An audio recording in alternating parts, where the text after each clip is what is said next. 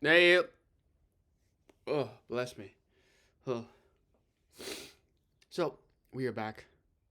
We're at it again with another video. Let me just see if I have this podcast already made. I do.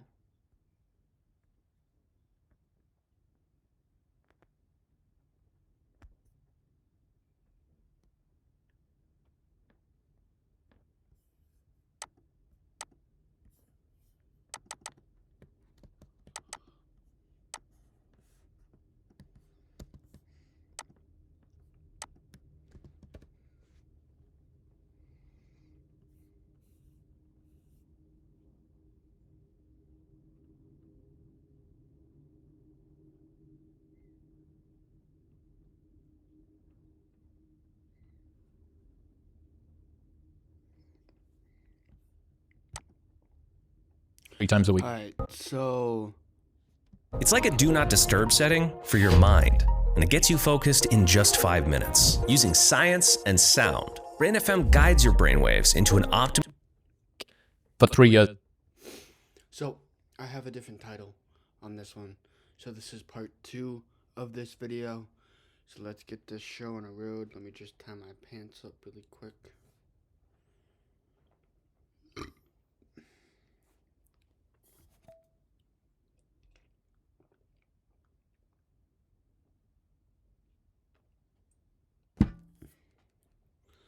So let's get this show on a fucking road. So this is part 2 of this video. The first part was a good solid 2 hours long. So let's get this show on a road and let's get this onto a good note. Now. And before that, it was 2 a week for a year. And before that, it was 1 a week for a year. Yeah. And it just keeps on ramping up. And It's like a do not disturb setting for your mind, and it gets you focused in just 5 minutes. Using science... the opportunity to commit yourself fully to something that you care about is... The opportunity to commit something fully that you care about is the point of doing this thing, of having the vision, of having the goal, of having the aspiration that you know that you will be doing better and that you will try to get the most done within today. Okay? And without knowing that we have to commit ourselves fully to something that we care about is the commitment, is the pain, is the struggle that we are truly trying to go through. And whatever this so-called pain and struggle is, knowing that we will get better and knowing that we will do more than what needs to be done. What needs to be done is the more that needs to be happened. Okay? Just think about that for a second and let's get this show on the road. I'm already liking this as of right now. But the opportunity to commit yourself fully to something that you care about is what commitment is what the structure is, okay? is beyond a blessing. And when you do it, the way that you feel once you know that you've worked hard is great. And the way that you know that you worked hard, once you feel that you've worked hard is great. Because without knowing what you have worked on, then you may never know what will truly happen next. Okay? And when truly happens next is the opportunity to get better, to achieve more, to do more, to think more, to act more, to believe more. Okay? And without this understanding, without this perceived notion of mind or mentality or thought or whatever the fuck you have this perceived notion for, knowing that it will take time. And through taking time, hold on.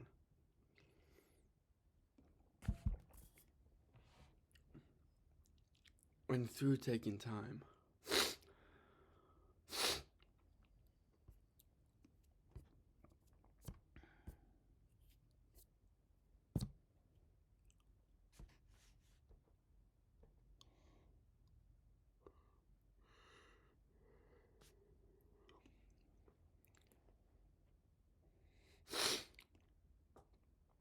I'm gonna go take my nose stuff, so I'll be right back.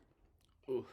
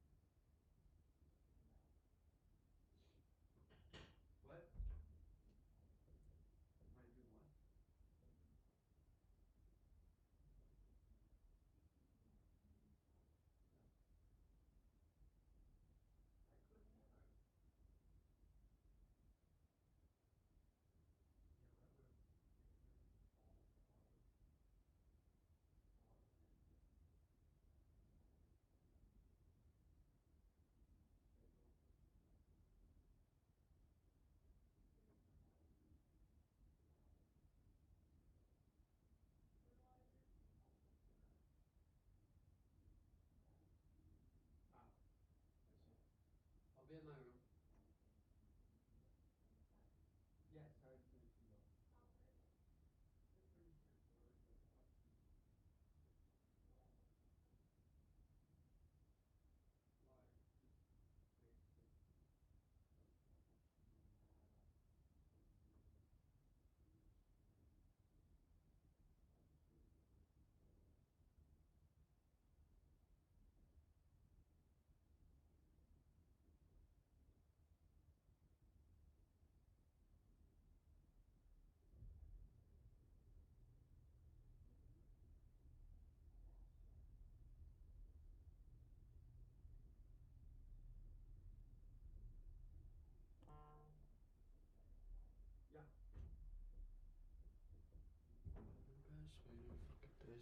It's okay, babe. I gotta rip them off.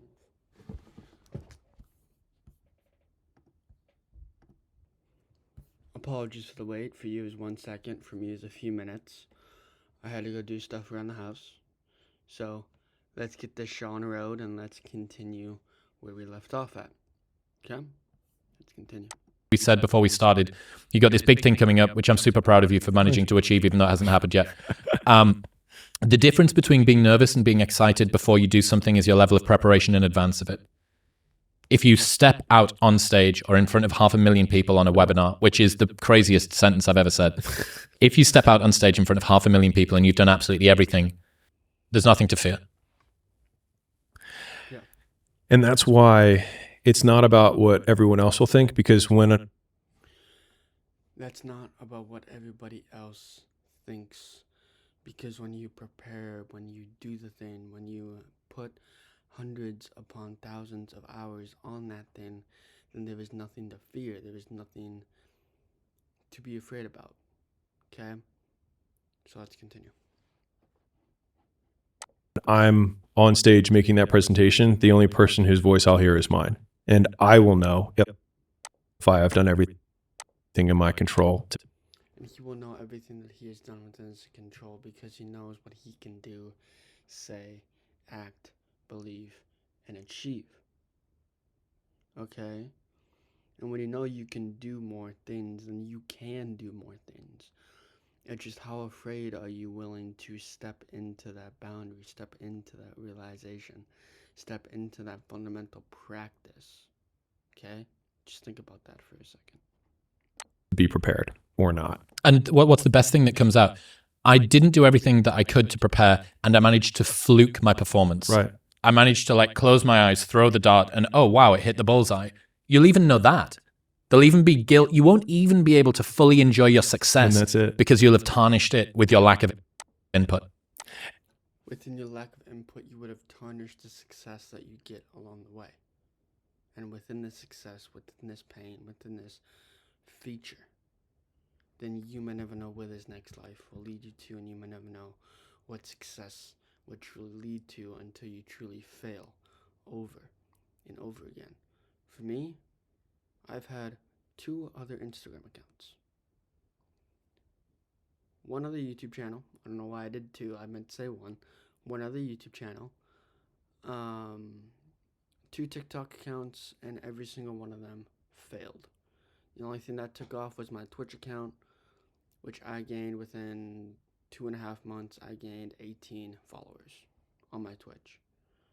So I know my gaming content is good. That's why I'm trying to switch over to this, because I know I'm good at making content. It's just how good I can truly state within my own mental frequency of what is I'm trying to say. Hopefully that makes sense. Does it make sense to me? And what's interesting is that when you start defining your own success that way, it actually starts to feel under your own control. And when it's under your own control, you know the inputs, you know the outputs, you know the things that you have to do. You know the more informational details that need to get done. And whatever these more informational details, then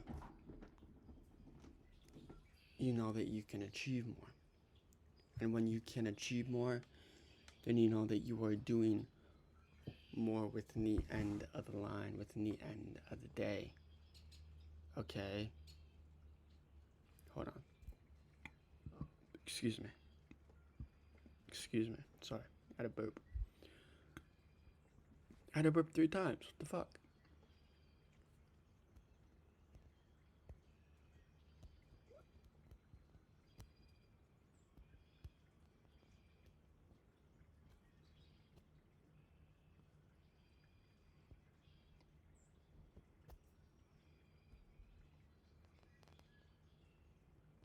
But the downside is you realize that you can do very few things. And then all of a sudden life feels very short because you're like, shoot, there's like not that many things I can do before I die. Okay. To add on top of this, we have 4,200 weeks. That is all the amount of time that we fucking get. That is 40 or 80.5 years. Okay? Think about that for a second. Okay?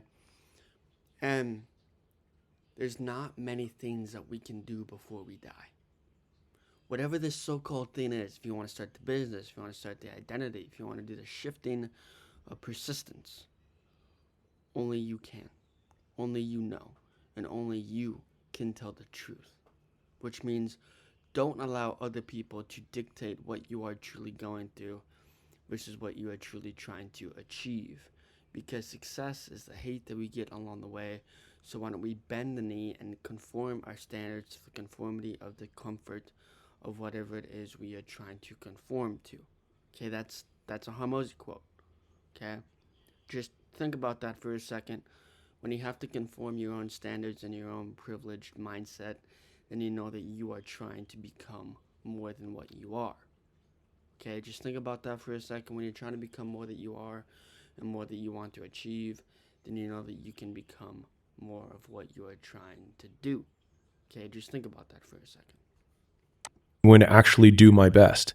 And what was interesting is I was talking to a CEO friend of mine. He's a public CEO. And he was like, I need to start making content, right? I'm like, dude, you're like managing $1 billion company. I was like, you're doing okay, man. But because of that type of person, he's like, I need to be doing better with my content, right? He's got a few 100,000 followers. Anyways. And so I was like, all right, well, how many pieces of content you putting out a week? And he was like, well, I mean, I put out one a day. And I was like, dude, we put out 300 a week. And he didn't even respond. Holy shit, my 5 does not compare to his 300. Holy fucking shit, I gotta ramp up the pace. I gotta ramp up the cycle. Holy bloody fuck. 300 a week? I thought it was 90 within 2 days. But 300 in a fucking week? I need to stop making this a long podcast and actually add insight that sums up what the fuck I'm trying to think, what the fuck I'm trying to say.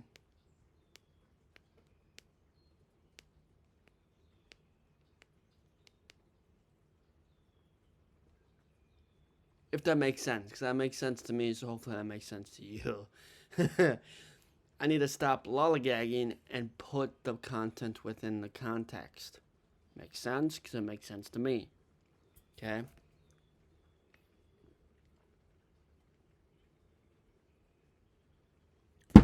Let's get this show on the road.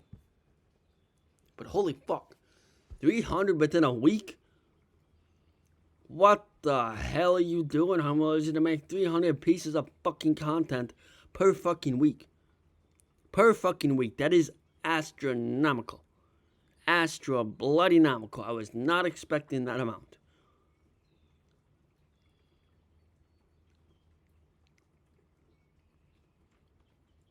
So, step 1. For me, these are my 3 steps. Step 1. Restate everything within my mind so I can get everything out within that saying or that quote or that idea. Number 2. Have you guys reflect on it. And number 3. Give every single ounce of blood, ounce of water out of the glass and blood onto the stream of flowing controversy to sayings to contradicting things. Because if he makes 300 per week, I don't stand a fucking chance.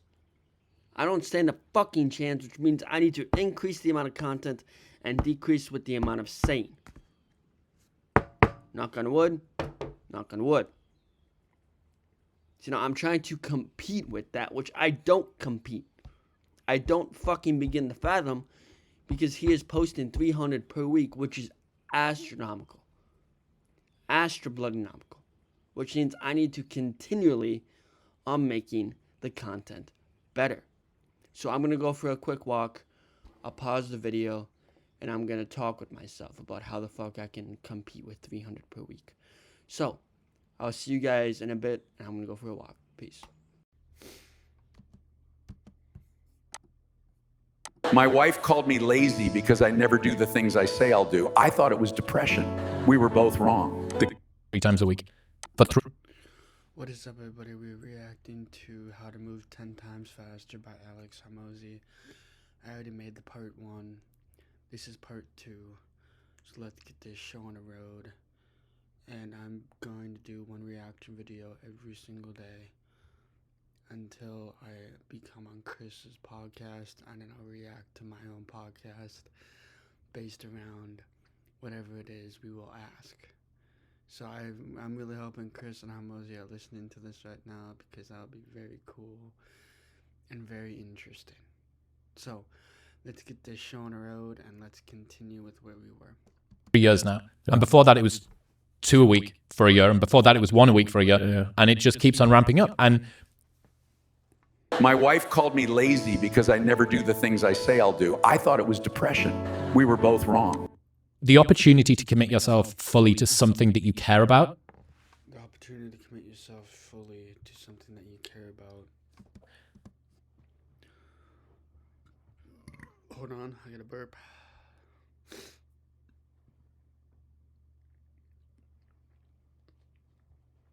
The opportunity to commit something fully that you care about has never been realer, has never been more at the grasp of your fingertips, or at the grasp of whatever it is you are truly trying to do, become, achieve, learn, think, act, are. Because without knowing what you are truly trying to become or what you're truly trying to say, then you may never know where this life will lead you to, which is the best part about the unknown and the void is humanly possible, is that without not knowing that you are truly trying to get better and you're truly trying to become more, achieve more, do more, learn more, think more, act more, then you know that you will not be able to change. Only you can change who you are, which is why the opportunity to get something that you never had has been within the profound of whatever it is you are doing. And if you care about that something, then it's even more important to achieve the thing that you are truly trying to learn and achieve about. Okay? Just think about that for a second and let's continue. Is beyond a blessing. And when you do it, the way that you feel once you know that you've worked hard is great. Once you've done it in the way that you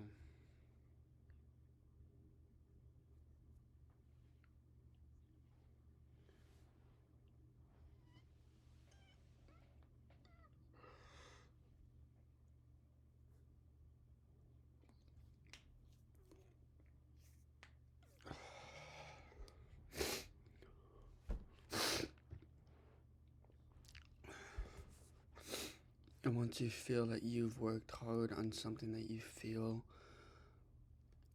good about, then you know that you will be trying to achieve more, do more, think more, become more, learn more, act more, because you learn to achieve more than what you are truly trying to learn about. Right. And we said before we started, you got this big thing coming up, which I'm super proud of you for managing to achieve, even though it hasn't happened yet. The difference between being nervous and being excited before you do something is your level of preparation in advance of it. Because if you don't prepare it, if you don't do it, if you don't think it, if you don't do the work, then you may never know where this life will lead you to. And where this life will lead you to is the best part about the unknown, and the void is humanly possible, is that without it all, then you may never know what will learn to grasp it or learn to do it.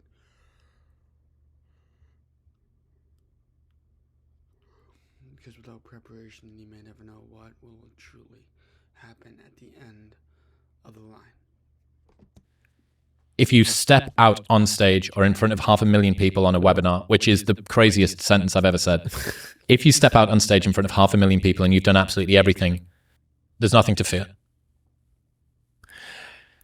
And that's why it's not about what everyone else will think, because when I'm on stage making that presentation, the only person whose voice I'll hear is mine. And I will know if I have done everything in my control to be prepared or not. And what's the best thing that comes out? I didn't do everything that I could to prepare, and I managed to fluke my performance. Right. I managed to like close my eyes, throw the dart, and oh wow, it hit the bullseye. You'll even know that. There'll even be guilt. You won't even be able to fully enjoy your success. And that's it. Because you'll have tarnished it with your lack of input. With your lack of input, because you would have tarnished what you're truly trying to learn, achieve, become, grow, whatever it is you're trying to tarnish with the lack of input or output. What it means is that when you tarnish it with the lack of input, you are not preparing, you're not doing the thing. You're afraid of doing the thing because you're afraid of what other people will think about when you do the thing. So, doing the thing now, starting the work now, is the only reason why you should achieve the things that you are truly trying to achieve. For me, I'm measuring on decades, and you're measuring on days and weeks. So that's why I'll never stop posting, I'll never stop curating, never stop telling my story. Because without my channel, I am nothing. Okay, just think about that for a second. And what's interesting is that when you start defining your own success that way, it actually starts to feel under your own control. But the downside is you realize that you can do very few things. And then all of a sudden life feels very short because you're like, shoot, there's like not that many things I can do before I die if I'm going to actually do my best. And what was interesting is I was talking to a CEO friend of mine. He's a public CEO. And he was like, I need to start making content, right? I'm like, dude, you're like managing $1 billion company. I was like, you're doing okay, man. But because of that type of person, he's like, I need to be doing better with my content, right? He's got a few 100,000 followers anyways. And so I was like, all right, well, how many pieces of content you putting out a week? And he was like, well, I mean, I put out one a day. And I was like, dude, we put out 300 a week. And 300 a week is baffling. Hormozi, if you're listening to this, that is insane. 300 per fucking week? Holy shit, that got my ears perked up and got me going insane. I need to start posting 300 a week. Like, I don't stand.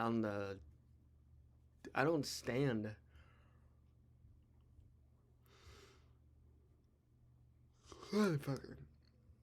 Alright, I'll take a nap. I'll see you guys in a bit. Yo. I'm looking for my LED remote. I can't seem to find it.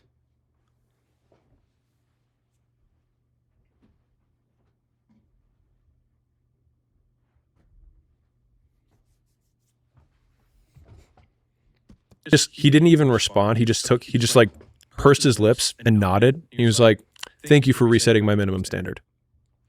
Because when you reset the minimum standard with other people's standards, and you may never know what those standards, your standards, will entail, will do, will think, will act. Because I'm trying to post 15 to 30 per day. And if he's posting 30 per week, or 300, I don't fucking stand a chance. I don't fucking stand a fucking chance.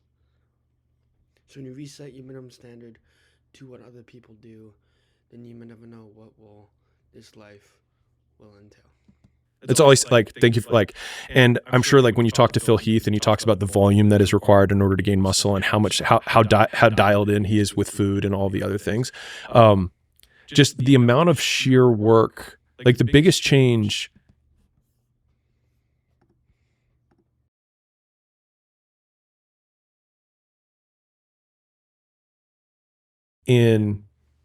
or I'll say, biggest reason that I've had significantly larger returns or outcomes that have happened later on in my career, and they continue to get bigger and bigger, is because the minimum standard for how much work I know I can do on something has multiplied 100-fold. Like I look at the first presentations, I was telling Quinn this earlier, I look at the first presentations I ever gave. And I remember thinking to myself when I had this, I was like, this is a good presentation. And it's like 25 slides with like a heading and like 3 bullets on each slide and being like, man, this is good. I'm like, this is a pittance. This is like an afternoon. But in my mind, if I spent a whole day on something, that was like a lot of work. Now I like using this term like measure in hundreds, which is like measure in hundreds of hours. How many hundreds of hours have you put towards something? If you do that, I promise you the thing that you're making will get a lot better. And you'll also see how much more you're capable of, which is what I think, like my undertone of listening to what you were just saying with the podcast is like, the more you do, the more you realize you can do. And so what happens is, you're actually, even though you're going pro right now, you're like, dude, next year I'm going pro. Yeah. Because this is now just a minimum standard. Of course I work out 3 days a week. Of course I do 3 podcasts a week. But dude, once we have the reality TV show and we have the full crew and we have the headquarters, like, because then the path gets lit of where you're going to go because you're so singularly focused and you have no other distractions. The attention cost you're not paying that down anymore. And you're just like, how many times can I repeat this effort? And then that's when you start unlocking mastery, right? Like, I have this process for creating presentations, and before we turned on the mics, we were talking about it, but it's like, I've done a handful of presentations in my life and I've gotten decent at making them, but the process now is so refined, which is like, it is game tape. It is, I make the thing, I do the thing in my head, I do it out loud, I watch the recording, I edit the thing, I do it in my head, I do it out loud, I watch the recording, I edit the thing, and I just keep doing it until it's glass. Dude, I listened to every podcast that I did for probably the first 2.5 years. I listened back every single time. But at the time, I didn't cringe because I thought that you crushed it. Anybody can go back and listen to episode 1 with Stuart Morton in my old office in Newcastle upon Tyne, and you'll notice every other sentence that he says, I go, It's fucking infuriating. Yeah. It's absolutely catastrophic. My accent's terrible. Everything about it is awful. And yet, at the time, I thought it was great. Here's another interesting thing I've been thinking about recently. When you don't have anything to say no to, it's easy to focus on one thing. As success begins to get you more opportunities, your ability to say no becomes increasingly important. And that's something that I'm feeling now. Yeah. Just more attention.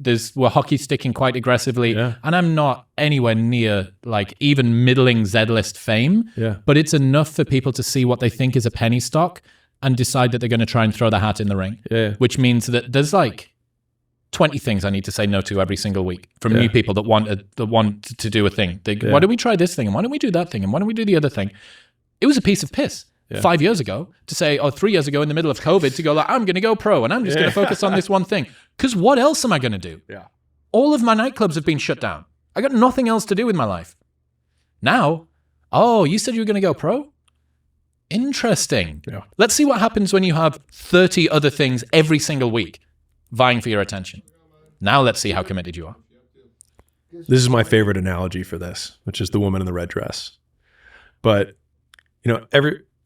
many people have seen The Matrix. If you haven't seen The Matrix, you don't need to have seen it to understand the analogy. So Neo is going through the training program, the protagonist. Morpheus is his educator, his teacher. And the education program only has one objective. And so he's walking through the city. People are going left and right. He's bumping into people going through like crowded New York. And then all of a sudden, it's kind of a black and white, palish look. It's green, black and white, but it's still black and white. And then all of a sudden, this woman in a red dress enters the frame. And you can't help but stare at this woman in the red dress, and she's a complete knockout. And Morpheus is talking to Neo, trying to teach him something. And as he's talking, he's like, Neo, were you looking at me, or you're looking at the woman in the red dress? And he says, look again. And he looks back, and it's Agent Smith holding a gun to his head. And he says, freeze, and then everything freezes in the frame. And he's like, if you're not one of us, you're one of them. And I see that as the opportunities that we have to say no to every day. Is like another woman in the red dress, and it's become a term that we use internally, right? It's like it's a woman in the red dress. And the thing is that the more successful you become, or the more able you become, the hotter the woman in the red dress is, right? Like you got a homeless girl that you're walking, past on the street. She's like all dirty, but she's got a red dress on. You're like, the thing is that homeless girl, when you were in your apartment, actually looked like pretty hot. Yeah, right. She's like, I'm not, I could, right? But then the better you get, the bigger the opportunities. And that's where you have not your hypothetical 10, but what about your hypothetical 100? Yeah. And I had a mentor say this to me right as we sold Gym Launch. He said, Alex, that now that if it's not $1 billion, it's not worth your time. And that was such a great razor for all decisions. And so people come, they're like, hey, we should do this endorsement. Hey, we should partner with this, whatever. I mean, think about it. Like, we're in the deal world. So how many deals we get? We have 3,000 companies a month that reach out to us to do a deal. That's 100 a day currently. And we've done 13 deals in 2 years. And so like, if you think about it from an acceptance rate, it's like, and I'm not saying you shouldn't apply. By all means, go to acquisition.com and apply if you have an awesome business. But the point is that like, your no muscle isn't really a no muscle. It's just a yes muscle for the one thing that matters most. Yep. We'll get back to talking to Alex in 1 minute, but first I need to tell you about the #1 e-commerce platform, Shopify. When I was a nightclub promoter in the UK, I started an online apparel brand with no experience, no coding ability, no marketing background, no inventory management, and after a ton of research, I decided on Shopify. Shopify is the commerce platform revolutionizing millions of businesses worldwide. You've probably already heard of it. In fact, a lot of your favorite brands still use Shopify, including Gymshark, one of the biggest sports apparel brands on the planet. Shopify is the only tool you need to start, run, and grow your online business without the struggle. What I loved about Shopify was that as we added in new lines and different verticals, it grew with the business. It required zero experience. Every single time there was a problem, I was able to sort it myself. That's how simple it is. And there is a $1 per month trial period that you can sign up for right now with the link in the description or by going to shopify.com/modernwisdom, all lowercase. That's shopify.com/modernwisdom to take your business to the next level today. Heroes and villains always have the same backstory, pain. The difference is what they choose to do about it. Villain says, the world hurt me, I'll hurt it back. The hero says, the world hurt me, I'm not going to let it hurt anybody else. Heroes use pain. Villains are used by it. Since getting this for Mother's Day, my family's been able to spend so much more time together. Skylight Calendar is the perfect Mother's Day gift, and it really makes me feel seen. No more missing appointments or confusion with my partner. Responsibility just isn't on me. Everyone knows what's going on and is in charge of their own day. The kids check it to see if they have any chores before school or what events we have going on. My kids love the independence it gives them, and they feel so grown up. I can easily update the app with any new events that come out. With the Sidekick feature, I can just forward emails from the kids' school, and it pulls info out and adds it to the calendar. Since using the Skylight Calendar, our days run so much smoother and we're able to spend a lot of time together. Upgrade your family to the Skylight Calendar and feel the relief. And full kudos here. This is a permutation of what Donald Miller said, who's a great writer, and he has a number of books. And he talked about the first element. The second element of that quote is the part that I added to it, about heroes using pain and villains being used by it. And so one of the things for people who are not where they want to be is that they have pain, like oodles of pain. And I remember when I was starting out, I was looking for passion. I was looking for purpose. I was like, I just want to find something that I'm motivated by. But it's the cat and the cheese. It's like we're looking for cheese, but we have all these cat behind us, and all we have to do is look and remember that they're behind us and chasing us. And so if you have the cat and you're staying in your current situation, you're being used by the cat, right? You're being used by the business owner who, it doesn't treat you well and is, and you're in this job that you don't really want to be in, right? Or you're being used by the situation or the context of the relationship that you're in with the girl that you're like not that into, right? Versus saying like, this is terrible. And because of this terribleness, I now have something that I can run away from.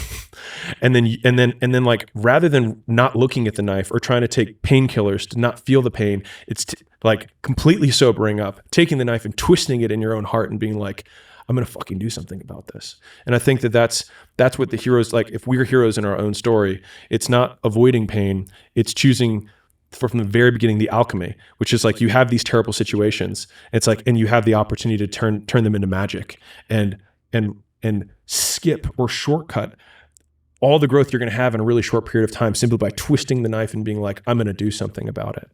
Yeah, I think because people presume in the beginning that passion and purpose and meaning and joy and fulfillment are the things that get people going. But as I've said, of all of the high performers that I've spoken to, the vast majority of them are driven by insufficiency and resentment and terrible parents or terrible upbringings or a chip on their shoulder about bullies in school. Pick your poison. They have decided to use that to create the activation energy, right? You can lower your action threshold and increase how many points you have to prove. It's like, oh, I want to live a better life. Yeah, that sounds good. It's like, I want to prove the bullies that said I was a worthless piece of shit in school wrong. It's like, that's some fucking potent fuel. I do believe that scaled over a long enough time, it's toxic.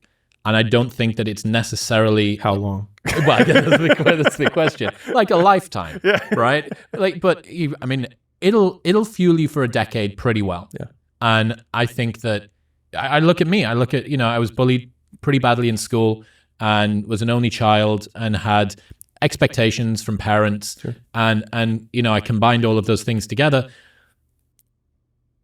And I did have a chip on my shoulder, and I did want to prove to the world that I was worthwhile. And I did want people to realize that they had doubted the wrong person.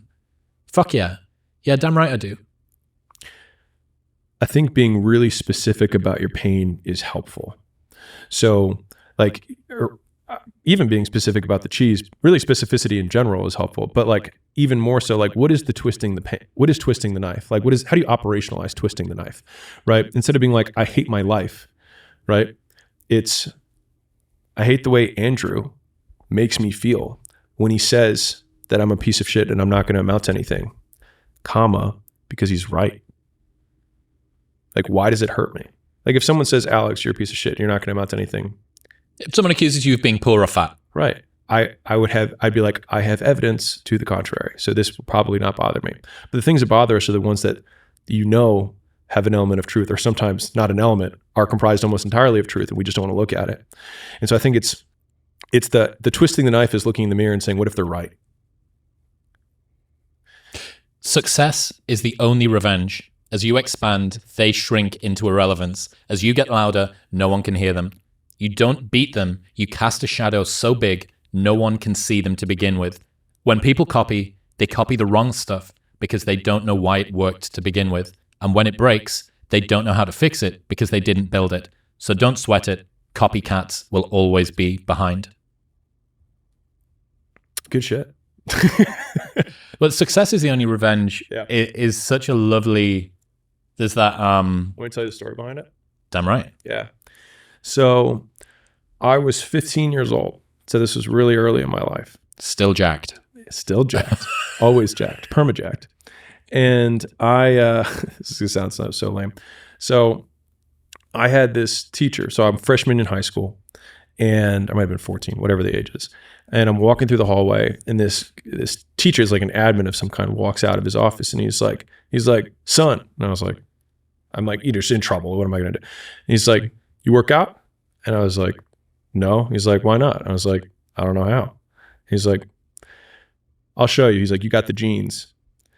And so that teacher, Mr. Gibbons, ended up working out with me every day in high school and showed me how to work out. And he probably saw on some level that I was some angsty teenager that felt angry about whatever.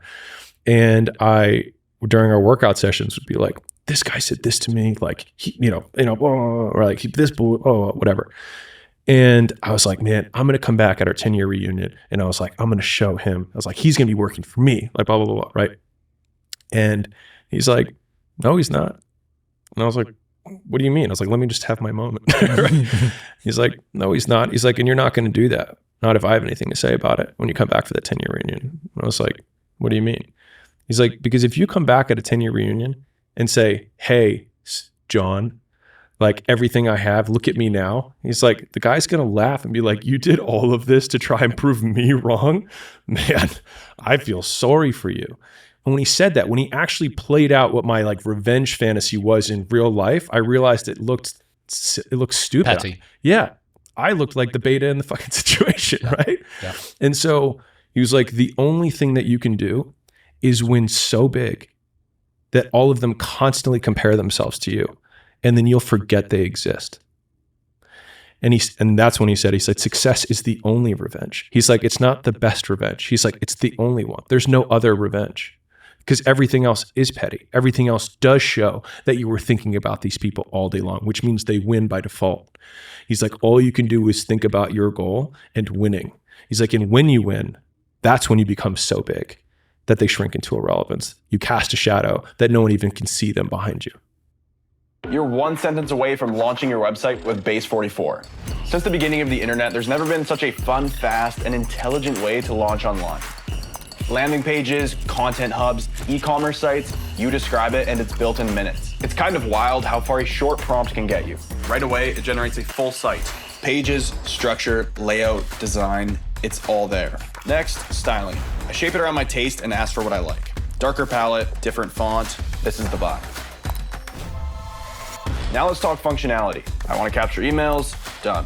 I need payments. This is the nuance, I think, on the previous point when we were talking about the toxicity of that fuel long term. Yeah, you can see me light up. Yeah. Well, I think that when you think about the activation energy of using the things that you don't like, you have to be careful that you're using them and that they're not using you still. And a lot of the time, I get this, and in my more juvenile moments, I see myself do this, where I'll know that there's a game that somebody else that I don't like cares about, and I'll imagine myself playing that game to beat them so that I can stick it to them purely for the reason of sticking it to them. Let's say that there's someone that really cares about being in shape, and I'm not in as good shape as I have been in the past, and I know that with muscle memory, if you give me 18 months and a good amount of testosterone, like the thing that they care about, I would be able to make them feel really bad about. Okay, so I would hijack my own direction purely to try and prove somebody else wrong in a desperate, and somehow believe that that's me taking control of my life. Are you kidding me? I'm allowing them to ventriloquize me through pain that they didn't even mean to give me. The woman in the black dress. The black pill equivalent? Right? No, like now it's like not even a distraction from your main goal. It's like, I'm going to make a new goal just to wrong this person and then somehow make up the story that I'm in control of my life when I'm really just acting in complete reaction to this person. And so in so doing, in beating them at their own game, they've already won by default. Yep. Because they got me to change the game I was playing. Forget about who won. It's like, dude, you were over there and now you're over here. I see this with a lot of people. I think that it contributes to a lot more of why and how people adopt societal norms, the resentment that they have. It's not just other people want this thing, therefore I mimetically want to do this thing too. It's, I know that other people will respect me and that my resentment will feel justified and manifest if I win at it. And that's really compelling. That's like a motivational spit roasting coming in from both ends. And it's really, really powerful. And you need to be careful. I mean, I think, one of the really early blessings, and I'll be honest, like this is where I think I was fortunate, right? Like I realized when I was about 28, right? That I had been trying really hard to beat. I mean, you'll notice a common theme with a lot of my stories, but I have one central person that I was trying to prove for a very long time, which was my father. And we're on good terms, by the way, because I always get that question. But this was after I left, and he disapproved of my whole thing. And for 5 years, we didn't talk very much. And so he calls me up he says, "Hey, you're going to want to sit down for this." And I'm like, "Okay, what? Are you pregnant?" And so he says, "I'm sorry." And I was like, "For what?" And he was like, "For everything." Right? Now, mind you, like this is a Middle Eastern father, born in Iran, to a Middle Eastern father there who was even more legit. Like where my father was born, women weren't allowed to drive cars. Cars came with drivers with them when you bought them. The driver came with the car, Or like he was born in a very different world. Like fathers don't apologize to sons. It just wasn't that way. And I have a little bit more awareness than I did then, and I can see that now. But for me, I was like, now you apologize. You know what I mean? And so rather than take it for the olive branch that it was, I said, I didn't care about your opinion 5 years ago when I left. And I was like, and I don't care now. And he was like, well, we'll see how long your success lasts. And so what could have been a really nice exchange ended up becoming pretty ugly. But the main point there was that I wanted to, in the beginning, like make as much as my father. Then it was make more than my father. And then it was make more than my father had ever made in his entire life. And once I had achieved that, I realized that as much as like, it sounds terrible to say this, but like I was trying to beat him at his game. And this is pretty alive in a lot of Asian cultures. Same thing. Making money is a big, like when my dad would introduce somebody, he'd be like, "This is so and so. He makes this much a year." Like, so it was just really clear, like this is how much status someone has. And so like it was really deep for me. But it was only when I realized that I had won at his game that I realized I'd never even asked the question of like, what game am I trying to win? And I don't know how many people are actually trying to win at a game that they didn't even set the rules up for. So many. When they're in it. And that's why I say, like, I think I was fortunate that I hit a really tough goal because my dad is a successful man, relatively early on. But that exchange, and then and then reflecting back and feeling terrible about myself for like saying what I said, and then I was like, I did everything that I've done to this point to beat my father, the man who actually raised me, who tried to make me the best man I can. And when I really start thinking about it, I'm like, I like who I am. He raised me. So doesn't that mean that he might have been the perfect father? And then that really messes with me. And so, yeah, so go ahead. Well, it's hard. All right, that's all I have for you guys. So leave a like, save, come back to this video. Sorry I turned off the camera, but my hair is terrible. But that's all I have for you guys. So leave a like, save, come back to this video. And I'll see you guys in the next one. Subscribe, turn on the notification bell whenever I post. And I'll see you guys in the next one. Peace.